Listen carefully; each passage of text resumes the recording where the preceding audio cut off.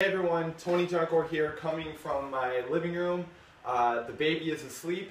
I have a finite amount of time to get a video done before he wakes up, so we're doing it live. So here we go. So I want to talk about the kettlebell front squat and the anterior or two kettlebell front squat. I think it's a very undervalued exercise. I use it a lot with my athletes and clients. I use it myself personally. And I think it's a very humble exercise and a very underrated exercise. So I just want to go over some coaching particulars with the exercise itself.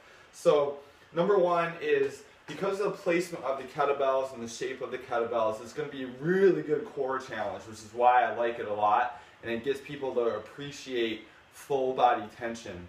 So I think the biggest prerequisite for the exercise is to be able to get it up into the rack position. So if you can't clean the kettlebells up, you probably shouldn't be squatting it, because what you don't want is one of these awkward, like trying to get it up and in the position, because it's just going to be really awkward. So you do need to be able to start with like a little bit of a swing into a clean into the actual racked position. Really simply, we're going to start with the kettlebells a little bit out in front.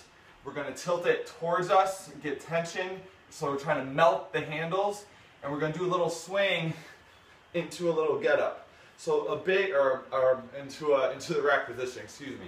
A big mistake that people make when they do it is they get the kettlebells too far out in front, and then it makes it really awkward to get the kettlebells into position.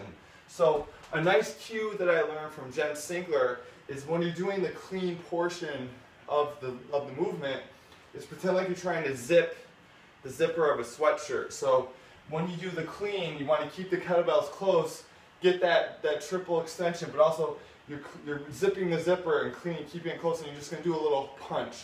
So if I do it from the side, like so, and then I get that full tension. And from here, I'm protecting my rib cage, so I don't want elbows out like so. You want the elbows kind of down, like you're trying to protect your rib cage. Abs on, and you're going to spread the floor with your feet. And then we're going to squat right down, keeping tension in the hole and using that power breath.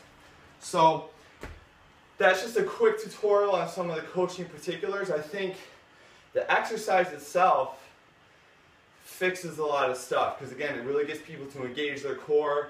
They're going to be more that canister position. They're not going to have those ribs flared out. And then it's also important to maintain tension in the hole as well.